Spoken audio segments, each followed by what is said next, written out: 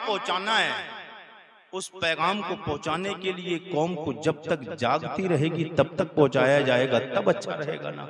जब सोने का वक्त होगा तब कौन सुनेगा। ये अपने बच्चों को हाफिज कुरान बनाया, कारी कुरान बनाया। अब कुछ बच्चे मदरसे में खाना खाते हैं, जिन मदरसों में खाना, अच्छा हमने तो जब पढ़ाई जहां भी किए तो मदरसों में ही खाना खाया जाता है। वो मदरसे वो इतने लोग खाना नहीं खिला सकते, अल-जामिअतुल अशरफिया, अल-जामिअतुल कादरिया, उनमें कहाँ खाना खिलाया जा सकता है, बस्तियों में नहीं खिलाया जा सकता। बड़े मदरसे हैं इसलिए बच्चे भी काफी ज्यादा तादाद में रहते हैं। तो मेरे आका सैयद कौनैन का गुलामों, हुजूर सरवर कौनो मकां का कलमा पढ़ने वालों, मैं बताना ये चाहता हूँ अपने बच्चों को हाफिज कुरान जो कारी कुरान बनाते हैं, तो वो कल बरोज़े महशर जो जन्नती जन्नत में जा रहे होंगे, दोज़खियों को दोज़ख के जाने की इजाजत मिल गई होगी, अब दोज़ख में जाएं अमाल की बुनियाद पर।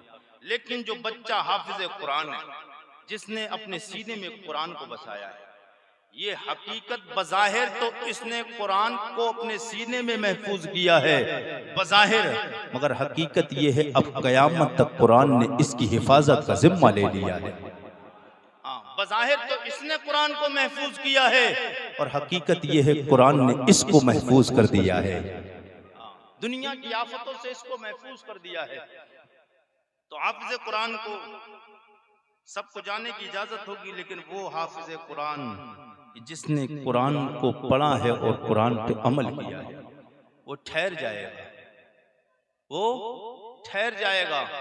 आवाज गैब से आएगी, ओ मेरे मलाइका इससे पूछो, जन्नती जन्नत में जा रहे हैं, लोग तड़प रहे हैं जन्नत में जाने के लिए, ये तो हाफिज कुरान है, ये तो मेरे कलाम को सीने में बसा के लाया है, इसे इजाजत मिल चुकी है जन्नत में जाने की, ये क्यों रुका है मैदान बेशर में, ये भी दौड़ता हुआ जन्नत में चला जाए। अब ओ नूरी मलाइका फरिश्ते आएंगे, बंदे खुदा क्यों खड़ा है, जन्नत जाती तो जन्नती है, वो कहेगा मैं जन्नत में ऐसे नहीं जाऊंगा।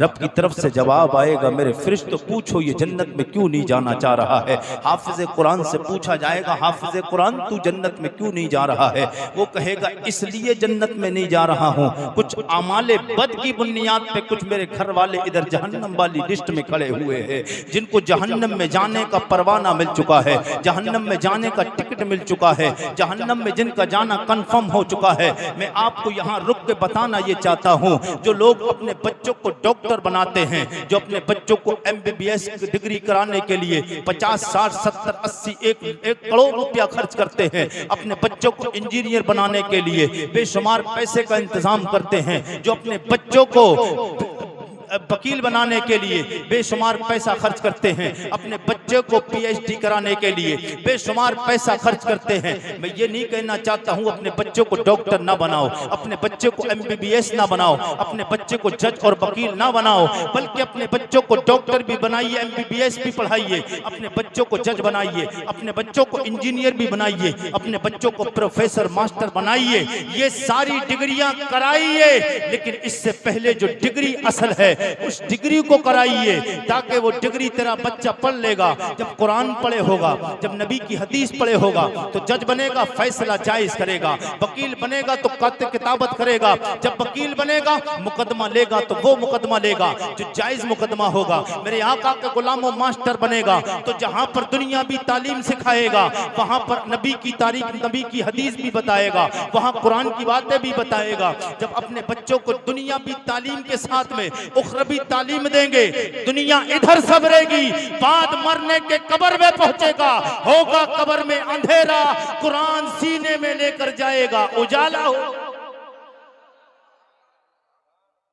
रियाका के गुलामों, तो अब वो हाफिज कुरान रुक जाएगा, और वो कब मैदान महशर कैसा दिन होगा, अल्लाह जलाल में होगा, अल्लाह जलाल में होगा, कोई बोलेगा नहीं, सब खामोश, सब खामोश, क्योंकि हिसाब किताब का दिन है। और हिसाब, कोई फैक्ट्री का मालिक हो, कोई फैक्ट्री का मालिक हो, वो अपने नौकरों से हिसाब लेगा, अगर मुस्कुरा के लेगा फैक्ट्री चलेगी, उसी दिन ताला लग जाएगा, निजाम दरम बरम, हिसाब गड़बड़ गड़बड़ हो जाएगा। लेकिन तीखी नजर से जब हिसाब लेगा फैक्ट्री चलती रहेगी। वो दुनिया भी बात है, मैं रब की जात की बात कर रहा हूँ। मेरे आका के गुलामों, अल्लाह हिसाब किताब लेगा, जलाल में होगा कौन कैसा अमल करके आया है, कौन मुस्तफ़ा से प्यार करके आया है, कौन मुस्तफ़ा की फर्मा बरदारी करके आया है, कौन माँ बाप को राजी करके आया है, कौन अच्छे अमल करके आया है, कौन नमाज पढ़ के आया है, कौन रोजा रख के आया है, कौन दीन की बात लोगों तक पहुंचा के आया है, कौन दीन पे अमल करके आया है, कौन शरीयत पे अमल करके आया है, कौन अच्छा अमल करके आया है, कौन नेकियां करके आया है। मेरे आका सैयदे कौनैन के गुलामों, अल्लाह जलाल में होगा। जनाबे आदम खामोश, जनाबे शीश, जनाबे नूह, जनाबे ज़करिया, जनाबे यहया, जनाबे सुलेमान, जनाबे हजरत सैयदना ईसा, अल्लाह के कमोबेश 1,24,000 या 2,24,000 अंबिया और रसूल खामोश। कोई एक बोलेगा नहीं, मुस्तफा बोलेंगे, कोई रोकेगा नहीं। कोई एक नबी बोलेगा नहीं, मेरे करीम आका बोलेंगे, मुस्तफा बोलेंगे, फिर कोई रोके क्यों नहीं रोका जाएगा हुजूर को बोलते हुए। मेरे आका के गुलामों, इसलिए कि मैदान महशर को कायम ही हुजूर की अजमत के प्रचार के लिए किया। वरना रब को तो मालूम है कितना बंदा उसका गुनाह करके आया जहन्नमी है और कितना जन्नती है। अल्लाह को तो सब मालूम है। वो इशारा फरमाए कि ये इतने जहन्नमी हैं, इतने जन्नती हैं, चले जाएं, लेकिन नहीं, हुजूर की अजमत का प्रचार होना है, हुजूर की अजमत का प्रचार होना है। मेरे आका के गुलामों, हुजूर का कलमा पढ़ने वालों, मैदान महशर में हाफिज कुरान, कारी कुरान खड़ा होगा। सब जा चुके होंगे, हाफिज से पूछा जाएगा क्यों रुके?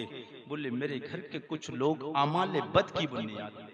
ऐसे तो रब मेहरबानी फरमाए और अल्लाह करे, मैं तो दुआ करता हूँ सब लोग अच्छे अमल करके जन्नत में जाएं, लेकिन अपने अमाल की बुनियाद पे शैतानी शरारत की वजह से हो सकता है लोग फंस जाएं। तो वो हाफिज कुरान कहेगा मैं अब तक नहीं जाऊंगा। अब अल्लाह फरमाएगा फरिश्तों से, फरिश्तों पूछो ये कब तक नहीं जाएगा? हाफिज कुरान कहेगा मैं तब तक जन्नत नहीं जाऊंगा जब तक साथ इस अपने घर वाले को जन्नत ले नहीं जाऊंगा, तक साथ जन्नत ले नहीं जाऊंगा। ये तो घर वालों की बात। हुजूर फरमाते 7 ऐसे लोगों को हाफिज कुरान।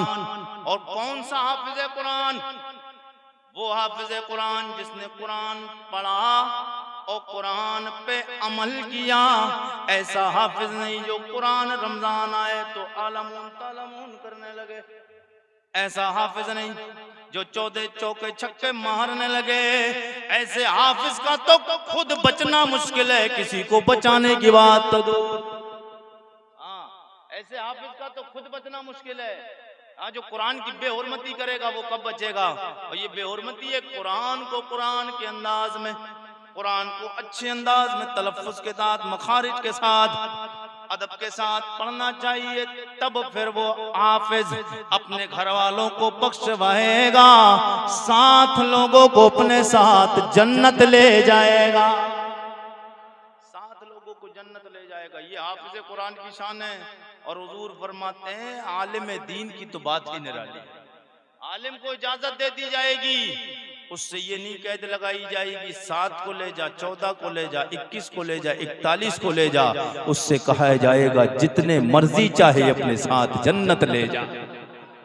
आलिम दीन से कहा जाएगा। इसलिए अपने बच्चों को हाफिज बनाए, हाफिज के साथ अपने बच्चों को आलिम दीन भी जरूर बनाए। मेरे आका के गुलामों, ये जो बच्चे मदरसे में पढ़ते हैं और आपके घरों पे खाना खा रहे हैं ना, जो लोग अपने घरों पे खाना बच्चों को खिला रहे हैं, याद रखना अपने बच्चों को आप खाना खिला रहे हैं, इसका सवाब आपको क्या मिलेगा? फायदा।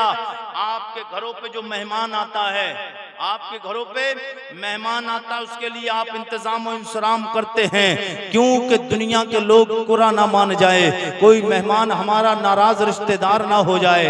याद रखना उनको आप इसलिए खिलाते होंगे आपसे मेहमान नाराज ना हो जाए, रिश्तेदारी टूट ना जाए। ये दुनिया भी रिश्तेदारी और रिश्ते हैं, लेकिन आमना के लाल का मेहमान तुम्हारे घर जाता है। याद रखना मुस्तफा के मेहमान को खाना खिलाते हो, जो बच्चे तालिबे इल्म, मदरसा गुलशन मुस्तफ़ा के जितने भी तलबा हैं, आपके घरों पे खाना खाने जाते हैं ना, याद रखना यहाँ मेहमान रसूल को खाना खिलाना तेरी जिम्मेदारी है, मैदान महशर में बख्शवाना मुस्तफ़ा की जिम्मेदारी। तू यहाँ खाना खिलाएगा, वहां मुस्तफ़ा मैदान महशर में प्यास लगेगी, जामे कौसर का तुझे जाम पिलवाए। वहां जब परेशान होगा तो आप जो बच्चों को खाना खिलाते हैं दिल से खाना खिलाइए, और उस वक्त तक जे हाफिज कुरान अपने घर वालों को बगैर साथ लिए जन्नत नहीं जाएगा, तो आपने खाना खिलाया है, आपको भी साथ जन्नत लेकर जाएगा। आपने खाना खिलाया, आपको भी जन्नत साथ लेकर जाएगा। मगर ये उलमा और ये हुफ़ाज़, ये कुर्रा, ये आलिम जब बनते हैं, जब मदरसों में, जिन मदरसों में खाना बनता है उनमें बहुत स्टैंडर्ड खाना नहीं मिलता। मैं खाने की बुराई नहीं, मैं आपको जो बताना चाहता हूँ वो बात सुने। हाँ, ऐब नहीं निकाल रहा, ऐब तो तब होता कि ऐसा बनता वैसा बनता, मैं ये नहीं बताता, बल्कि खाना बहुत स्टैंडर्ड नहीं, मगर मुस्तफ़ा जान रहमत के गुलामों। और हालांकि खाना तो अल्लाह का रिस्क है, वो चाहे जैसा भी हो लेकिन बेहतर होता है।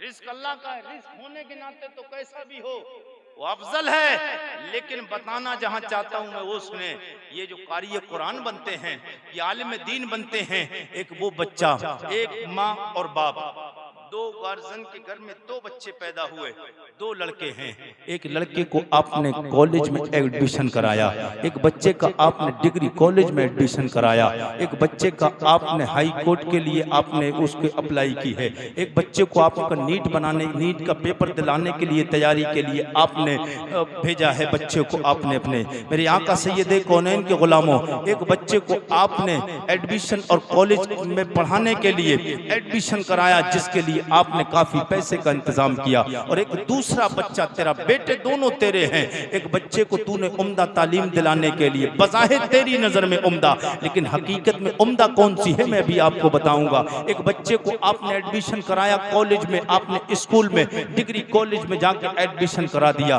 जिसमें 10, 20, 50 हजार लाख रुपए लगते हैं। एक बच्चे को आपने मदरसा गुलशन मुस्तफ़ा में एडमिशन कराया, जिसमें बहुत ज्यादा फीस नहीं लगती है, 1000-2000 रुपए, वो भी मदरसे के लिए, उलमा अपने लिए नहीं, बल्कि खाने के लिए, मुदर्रिसीन के नहीं, बल्कि मदरसे के इंतजाम के लिए, मदरसे की तामीर के लिए तूने 1000-2000 रुपए एडमिशन में दे दिए। फिर उसके बाद तुझे छुट्टी हो जाती है, फिर तुझे पैसा देने की जरूरत नहीं पड़ती है। तूने अपने बच्चे को कारी कुरान पढ़ान बनाने के लिए मदरसा गुलशन मुस्तफ़ा में भेजा है। मेरे आका के गुलामों, अब सर्दी का मौसम आता है, एक वो तेरा बच्चा, जो तेरा बच्चा घर रहता है, उसके लिए तूने बेड का इंतजाम किया है, बेहतरीन गद्दे का इंतजाम किया है, बेहतरीन लिहाफ का इंतजाम और तूने कंबल का इंतजाम किया है, क्योंकि बच्चे को सर्दी ना लग जाए। जैसे ही हवा का मौसम रुख बदला, आपने बच्चे को तुझे टेंशन होने लगी, बच्चे को सर्दी ना लग जाए, हवा ना असेब कर दे। मुस्तफ़ा जान रहमत का कलमा पढ़ने वालों, जिस बच्चे को तूने कॉलेज में पढ़ाने के लिए भेजा है, जिस बच्चे को डिग्री कॉलेज में तूने भेजा है, जिस बच्चे को तेरा ख्वाब है DM बनाना है, जिस बच्चे को पढ़ाने का तेरा ख्वाब है MBBS बनाना है, जिस बच्चे को तेरा ख्वाब है अपने बच्चे को वकील बनाना है, जिस बच्चे को पढ़ाकर तेरा ख्वाब है अपने बच्चे को मास्टर बनाना है, जिस बच्चे को पढ़ाकर तेरा ख्वाब है अपने बच्चे को इंजीनियर बनाना है। क्यों? क्योंकि इसलिए तूने अपने बच्चे को डिग्री दिलाना चाहता है, अपने बच्चे को MBBS डॉक्टर इसलिए बनाना चाहता है। जिस बस्ती से गुजरेगा लोग कहेंगे MBBS डॉक्टर आ रहा है, जिस बस्ती से गुजरेगा लोग कहेंगे प्रोफेसर आ रहा है, जिस बस्ती से गुजरेगा लोग कहेंगे इतना बड़ा डिग्री का वह मालिक आ रहा है। ये सारे ओहदे फाइज ओहदे तूने दिलाने के लिए अपने बच्चे को तूने पढ़ाया ताकि लोग वाह वाह करें। लेकिन ये सारी डिग्रियां तब तक हैं जब तक तेरा बच्चा दुनिया में रहेगा, जब तक तेरा बच्चा जमीन पे ऊपर रहेगा, जब तक तेरा बच्चा इंसानों में रहेगा, जब तक तेरा बच्चा अल्लाह की जमीनी जो इंसानी मखलूक है उस पे रहेगा। अलकर्ज यूं समझो, जब तक तेरा बच्चा ये डिग्रियां, ये शोहरत और ये ओहदे तब तक हैं जब तक तेरा बच्चा जमीन के ऊपर चलता रहेगा। लेकिन एक वो बच्चा जिस बच्चे को तूने मदरसे में एडमिशन कराया है, जिस मदरसे में पढ़ाने के लिए अल्लामा मौलाना शाह मुफ्ती शादाब साहब के पास, मौलाना अनवारुल हक साहब के पास में तूने पढ़ाने के लिए एडमिशन अपने बच्चे का कराया है, मदरसे में न गर्मी का इंतजाम है न सर्दी का इंतजाम है। मुस्तफ़ा का कलमा पढ़ने वालों सर्दी के मौसम में न गद्दे का इंतजाम बहुत अच्छा हो पाता है, न गर्म पानी का गीजर का इंतजाम हो पाता है। लेकिन एक वो बच्चा जिसे तूने स्कूल में एडमिशन कराया है, जिस पे लाखों रुपया खर्च करता है, आए दिन तेरा बच्चा बीमार होता रहता है, कभी बीमारी में बुखार का बीमार होता है, कभी निमोनिया हो जाती है, कभी उसे सर्दी होती है, कभी गर्मी का असर हो जाता है। लेकिन एक वो बच्चा जिस बच्चे को तूने मदरसा गुलशन मुस्तफा में पढ़ाने के लिए मालदा पाड़ा के बंगाल में भेजा है, मुस्तफा का कलमा पढ़ने वालों मुफ्ती शादाब साहब के पास में और मुफ्ती अनवारुल हक साहब के पास तूने पढ़ाने के लिए अपने बच्चे को एडमिशन कराया है, जिस बच्चे ने रब के मेरे महबूब की हदीस को पढ़ा है, जिसने रब की प्यारी किताब लारैब किताब का कुरान को अपने सीने में बसाया है, जिसने कुरान को पढ़ा है, जिसके पास सर्दी का इंतजाम नहीं है, जिसके पास गर्मी का इंतजाम नहीं है, लेकिन वो बच्चा बीमार नहीं होता है। आप रिसर्च करके देखिए, हिंदुस्तान ही नहीं बल्कि बैरून मुल्क में भी रिसर्च करवा लीजिए और पूरे हिंदुस्तान में रिसर्च कीजिए। जितने भी मदारिस हैं, बच्चे ज्यादातर मदरसे के बीमार नहीं होते हैं। क्यों नहीं होते हैं बीमार? उसकी वजह क्या है कि आपने अपने बच्चे की देखभाल के लिए वो बच्चा जिसका एडमिशन कॉलेज और डिग्री कॉलेज में कराया है, जिस पे लाखों रुपया खर्च करता है तू, उसकी देखने की जिम्मेदारी तेरी है। और जिस मदरसे में बच्चे का तूने एडमिशन कराया है, उस बच्चे की देखभाल की जिम्मेदारी आमना के लाल